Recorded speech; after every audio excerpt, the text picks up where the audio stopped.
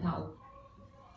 Discute-se a nulidade de atos administrativos maculados por violação frontal ao devido processo legal, à imparcialidade, à moralidade administrativa e à proteção institucional de mulheres que denunciam o assédio dentro do Estado de Minas Gerais, mais precisamente no âmbito da Polícia Civil.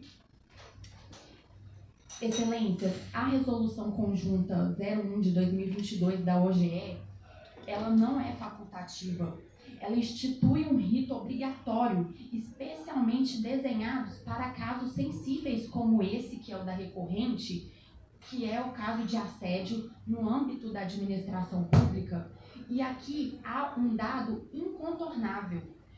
A Resolução Conjunta 01 de 2022 da OGE, ela garante à denunciante o direito de indicar um membro para a comissão julgadora em casos de denúncia de assédio na instituição. Um mecanismo mínimo de confiança, um mecanismo mínimo de transparência, mas esse direito foi integralmente negado à recorrente, a qual teve a sua denúncia arquivada pela Corregedoria da Polícia Civil, enquanto a resolução conjunta do próprio Estado de Minas Gerais prevê que quem faz esse julgamento é a Ouvidoria Geral do Estado.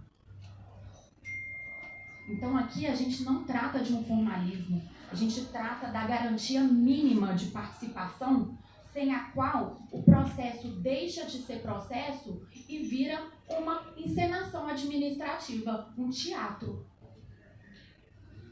O Estado recorrido, ele tenta sustentar o arquivamento da denúncia de Jaqueline com base na chamada diligência preliminar 280.957. Mas, Excelências, é juridicamente impossível falar em validade quando o procedimento foi conduzido por órgão hierarquicamente subordinado à própria autoridade denunciada, a Delegada-Geral da Polícia Civil de Minas Gerais. Então, isso não é apenas irregular. Isso é incompatível com qualquer noção mínima de isenção, de moralidade administrativa e de um mínimo controle interno. A sindicância ocorreu às portas fechadas, sem contraditório efetivo, sem acesso pleno aos elementos, sem a possibilidade real de produção probatória. Uma apuração conduzida nessas condições não apura fatos, legitima o silêncio. E é por isso mesmo que o arquivamento dela resulta juridicamente inválido. Quando nós observamos a cronologia dos fatos, o cenário se esclarece.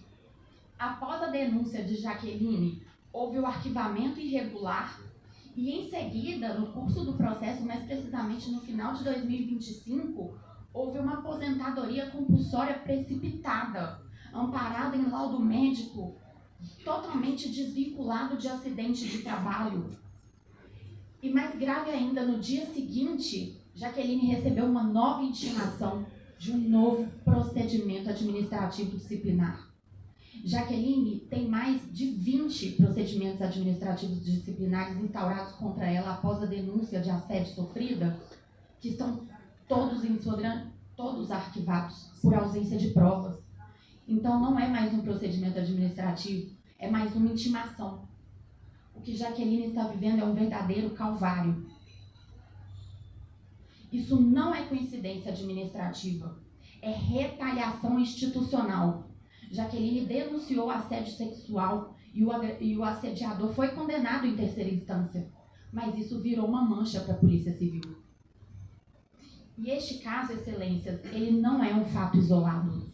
Ele reflete um problema estrutural de silenciamento de mulheres denunciantes dentro das instituições de segurança pública do Estado de Minas Gerais.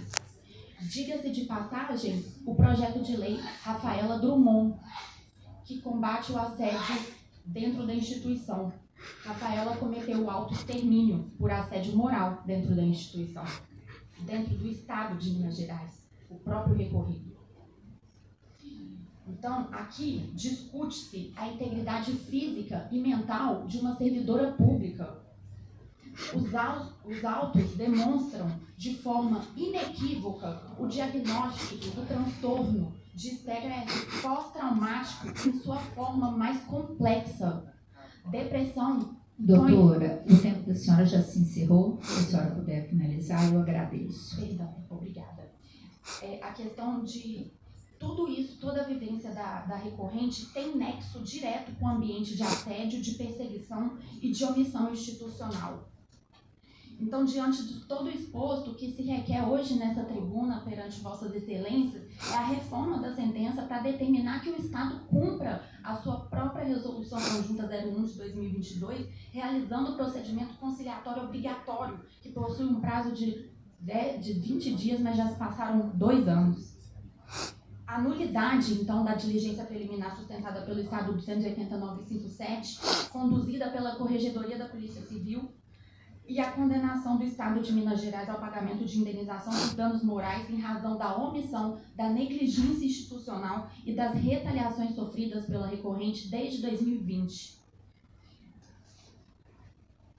Excelências, essa turma tem hoje a oportunidade de afirmar que a legalidade não é seletiva, que a imparcialidade não é retórica e que denunciar assédio não pode jamais resultar em punição institucional. Muito obrigada pela atenção de Vossas Excelências. Obrigada, doutora, pela presença. Com a palavra, a relatora, doutora Flávia Lanari. Bom dia, colegas. Doutora,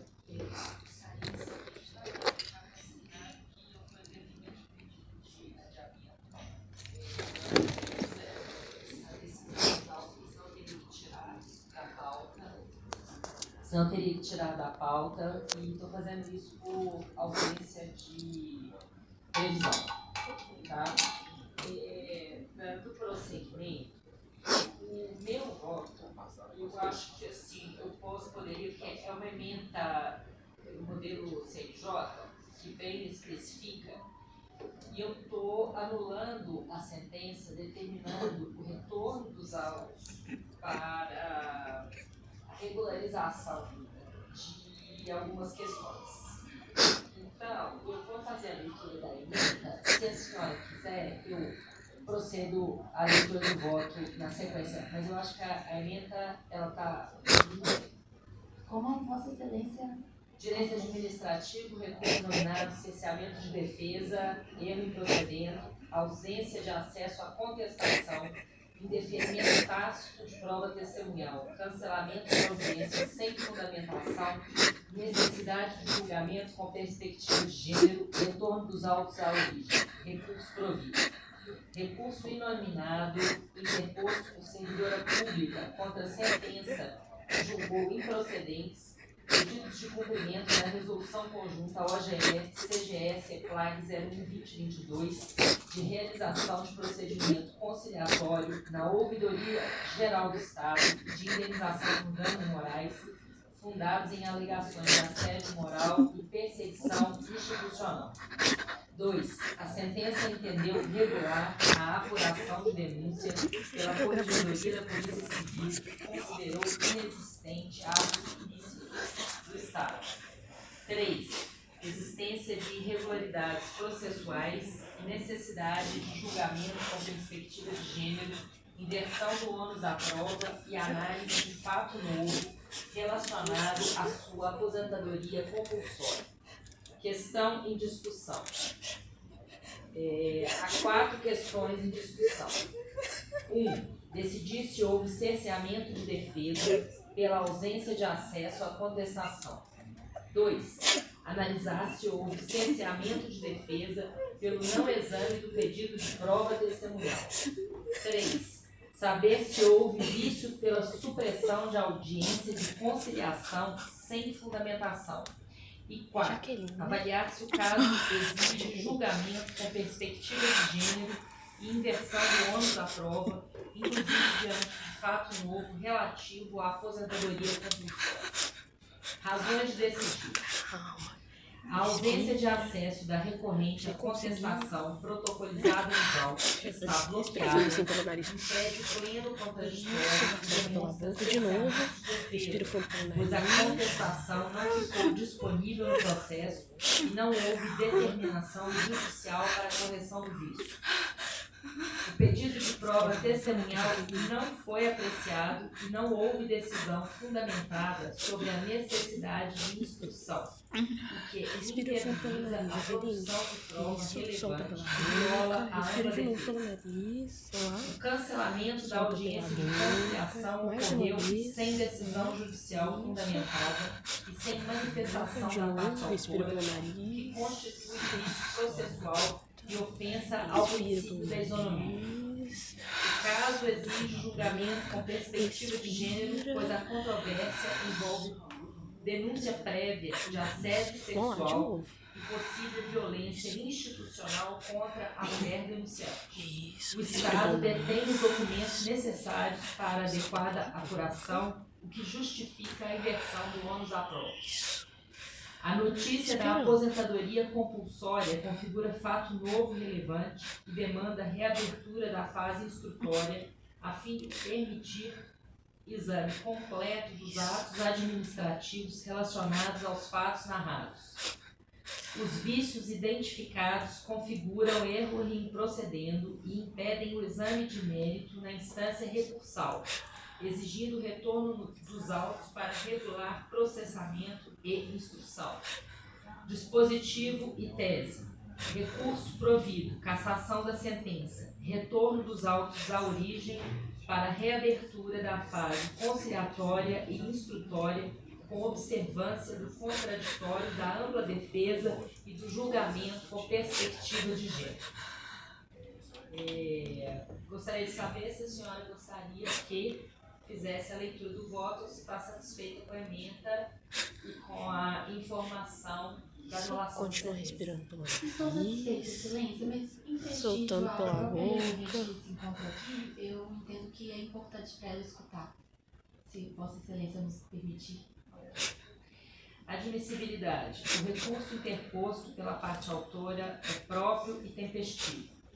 Foi deferida a justiça gratuita e dispensado o preparo, preenchidos os requisitos legais de admissibilidade. Resumo dos fatos.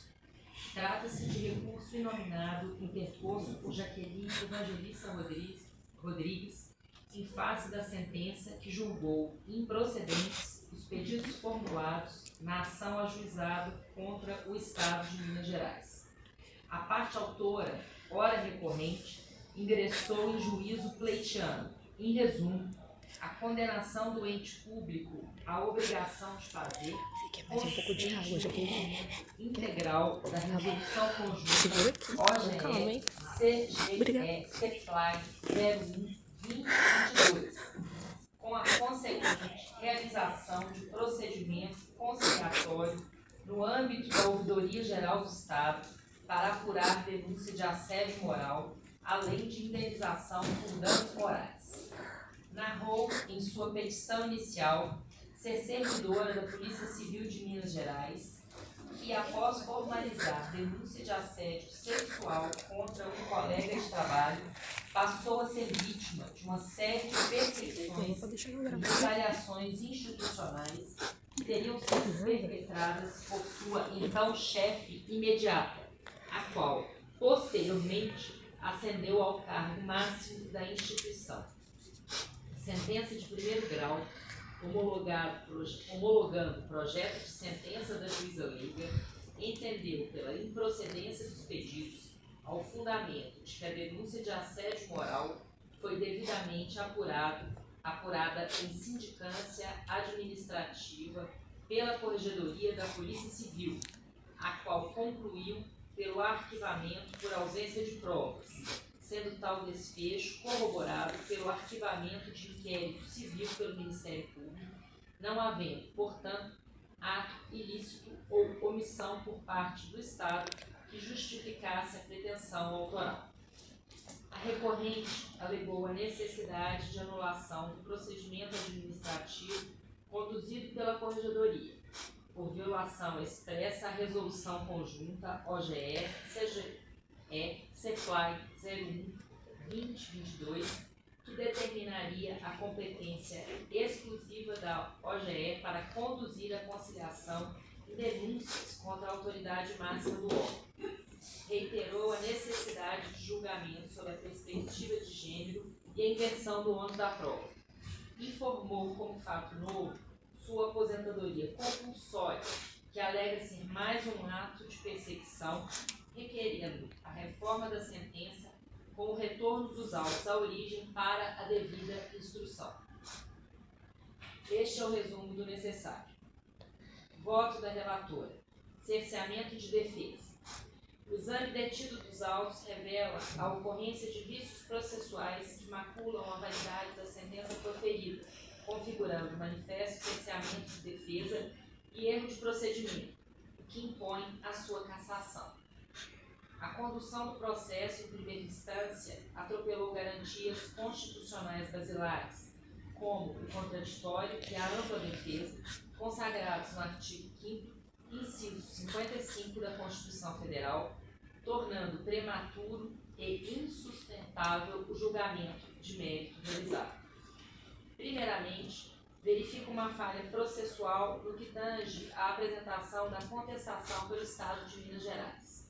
Conforme alegado pela recorrente e comprovado nos autos, a peça de defesa, embora protocolada pelo ente público, não foi devidamente disponibilizada no sistema eletrônico de forma a garantir o livre e tempestivo acesso à parte autora. A recorrente informou que somente tomou ciência do inteiro teor dos argumentos e documentos defensivos quando solicitou e obteve uma cópia integral dos autos junto à Secretaria do Juízo, um fato que, por si só, representa uma violação flagrante ao princípio do contraditório. Analisando os autos de primeiro grau, observa que a contestação do Estado não está acessível e o ID citado em sentença não tem documento vinculado. No presente recurso, foi digitalizada a contestação, mas ela está bloqueada, fazendo presumir que foi esse o motivo de o acesso não estar liberado em primeira instância. Nem mesmo essa relatora conseguiu vista da contestação protocolizada nos autos de origem. O contraditório não se resume à mera possibilidade de manifestação, mas pressupõe o conhecimento prévio e completo dos atos e argumentos da parte adversa, para que a resposta possa ser efetiva e informada. A recorrente, ao se deparar com a situação, prontamente peticionou os atos, alertando o magistrado sobre a irregularidade, mas o juízo de origem permaneceu silente, ignorando a questão e prosseguindo com o feito, sem determinar a liberação do acesso. Tal omissão do julgador chancela e agrava o prejuízo à defesa da autora, que foi privado da oportunidade de impugnar, com segurança, a peça de defesa protocolizada aos autos e que só o juiz terá acesso a ele. Ademais, vislumbro o segundo vício, a parte autora, ciente da complexidade dos fatos e da necessidade de demonstrar a alegada perseguição institucional, requereu expressamente a produção de prova testemunhal. A oitiva de testemunhas, no caso em tela, poderia ser de grande valia para a elucidação da controvérsia, especialmente para comprovar a dinâmica das relações no ambiente de trabalho, as supostas retaliações e o nexo de causalidade entre a denúncia de assédio sexual e os atos administrativos subsequentes que a prejudicaram. Contudo, o magistrado sentenciante não apreciou tal pedido. Não houve despacho saneador, decisão interlocutória indeferindo a prova de forma fundamentada ou qualquer menção ao pleito probatório antes do julgamento antecipado do mérito. Proceder ao julgamento da causa, julgando improcedentes os pedidos por suposta falha de provas, ao mesmo tempo em que se ignora o requerimento da parte para produzir as provas que considera necessárias, constitui um claro cerceamento de defesa. Ao suprimir a fase de instrução sem qualquer justificativa, o juízo de origem impediu a a autora de demonstrar os fatos constitutivos de seu direito, violando a garantia da ampla defesa em sua plenitude. A outra perplexidade processual digna de nota.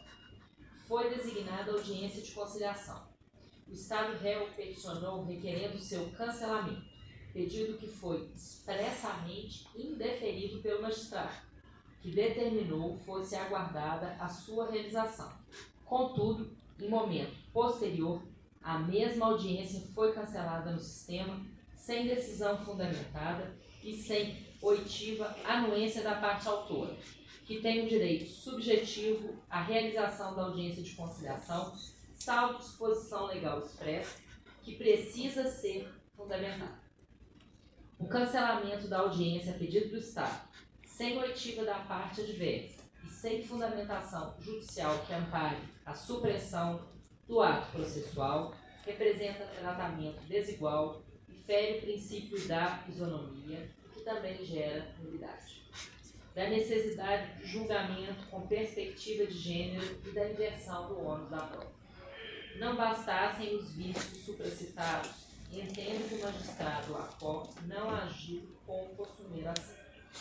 A natureza da lide exige uma abordagem jurídica diferenciada, que não foi observada. A recorrente alega que toda a cadeia de eventos que culminou em sua alegada perseguição institucional teve como estopim uma denúncia de assédio sexual praticado por um colega policial do gênero masculino. Este fato primordial impõe, de forma inafastável, que o julgamento, no presente caso, seja realizado com perspectiva de gênero, em conformidade com o protocolo para julgamento com perspectiva de gênero instituído pelo Conselho Nacional de Justiça. O referido protocolo orienta a magistratura a reconhecer e a neutralizar as desigualdades estruturais, os estereótipos e as relações de poder que permeiam os conflitos levados ao judiciário, especialmente aqueles que envolvem violência de gênero. Conforme o documento do CNJ, faz parte do julgamento com perspectiva de gênero a alta valoração das declarações da mulher vítima de violência de gênero, não se cogitando de desequilíbrio processual. Peso probatório diferenciado se legitima pela vulnerabilidade e hipossuficiência da ofendida na relação jurídica processual, qualificando-se a atividade jurisdicional desenvolvida nesses moldes como imparcial de acordo com o aspecto material do princípio da igualdade. A alegação de que assédios morais posteriores teriam sido perpetrados por uma chefia do sexo feminino não afasta a necessidade dessa perspectiva. A superior hierárquica, ao agir, representa a instituição Polícia Civil, entidade que detém o poder de apurar e dar o devido andamento à denúncia original de assédio sexual. A suposta omissão ou retaliação, nesse contexto, pode ser interpretada como uma forma de violência institucional que visa a silenciar ou punir a vítima por ter denunciado, perpetuando um ciclo de violência que começou com um ato de conotação sexual. Nesta conjuntura, é imprescindível que o Poder Judiciário dê, ao caso, peculiar atenção e promova um julgamento antenado às diretrizes do protocolo do CNJ, pois é fato notório que as mulheres ainda sofrem violências de gênero de várias formas, sendo a violência institucional, como alegado no presente caso, uma delas. Cito, por oportuno, mensagem extraída do protocolo do CNJ de 2021. O Comitê CEDAW das Nações Unidas destacou que os estereótipos, os preconceitos de gênero no sistema judicial têm consequências de amplo alcance para o pleno desfrute pelas mulheres de seus direitos humanos. Por essa razão, recomendou que os Estados-partes adotem medidas, incluindo programas de conscientização e capacitação de todos os operadores do sistema de justiça para se eliminar os estereótipos, sobretudo para se assegurar que programas tratem, em particular, da questão da credibilidade e do peso dado às vozes, aos argumentos e depoimentos das mulheres, como partes e testemunhas. Item 29 da Recomendação Geral número 33 do Comitê CEDAW das Nações Unidas. Comitê sobre a Eliminação da Discriminação contra as Mulheres. Recomendação Geral número 33, Acesso das Mulheres à Justiça. Lisboa, Plataforma Portuguesa para os Direitos das Mulheres, 2013, disponível o link, acesso 27 de agosto de 2021. O Egrégio Tribunal de Justiça de Minas Gerais já está abarcando essa prática inovadora e, em diversos julgados recentes, tem acolhido julgamentos sob a perspectiva de gênero, quando o caso assim exige. Aí eu estou fazendo uma colação de jurisprudência. Perfeito. Fixadas estas premissas, entendo que o presente caso justifica o julgamento sob a perspectiva de gênero, haja vista a alegação de que a celeuma persecutória começou por uma denúncia de assédio sexual no ambiente de trabalho. Lá do outro, a evidente assimetria de poder entre a servidora e a estrutura do Estado justifica a inversão do ônus da prova. A recorrente, como parte hipossuficiente na relação, enfrenta enormes dificuldades para obter a integralidade de todos os procedimentos administrativos em que figurou como parte, investigada ou vítima, especialmente considerando que tais documentos estão sob a custódia do próprio ente demandado. Os recortes e documentos soltos juntados aos autos são indícios, mas a compreensão total da concatenação dos fatos depende do acesso irrestrito ao acervo documental completo. Portanto, em vez de exigir que a servidora prove a ilicitude e a motivação persecutória de cada ato administrativo, o magistrado deve exigir do Estado de Minas Gerais o ônus de demonstrar de forma cabal e documentada a regularidade, a legalidade, a impessoalidade e a ausência de desvio de finalidade de todos os procedimentos disciplinares e administrativos instaurados contra ou a pedido da recorrente após a sua denúncia de assédio sexual. Ressalto que a recorrente afirmou, em diversas oportunidades, que documentos dos procedimentos administrativos lhe foram negados na esfera administrativa, o que corrobora a necessidade de se impor ao Estado que apresente cópia completa e concatenada de todas as sindicâncias e procedimentos administrativos que envolvem a recorrente, incluindo o novo ato mencionado por ela, a aposentadoria compulsória. Do fato novo, a aposentadoria compulsória e da necessidade de reabertura da fase de instrução. Corrobora a necessidade de anulação da sentença e retorno dos autos à instância de origem à ocorrência de um fato novo de extrema relevância, noticiado pela recorrente, sua aposentadoria compulsória. Segundo a servidora, tal ato administrativo, ocorrido no curso do processo, representa o ápice da perseguição institucional que vem sofrendo. Este fato superveniente altera substancialmente o panorama fático e jurídico da demanda, e não pode ser ignorado. É imperativo que seja reaberta a fase de instrução para que este novo elemento seja devidamente integrado ao processo. A recorrente deverá ter a oportunidade de aditar seus pedidos, se for o caso, inclusive para questionar a legalidade do ato de aposentadoria e formular novo pedido de tutela provisória de urgência. A reabertura da instrução permitirá resguardar o direito líquido e certo da recorrente de ser mantido em seu cargo, a menos que o Estado se desincumba do ônus de comprovar, de maneira inequívoca, a existência de uma hipótese legal que autorize sua colocação em inatividade, que deve ser cabalmente provado pelo ente público e não o contrário.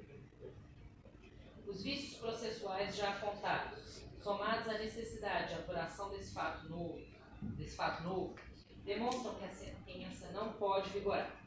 Houve erro improcedente, por vício na atividade judicante e desrespeito às regras processuais.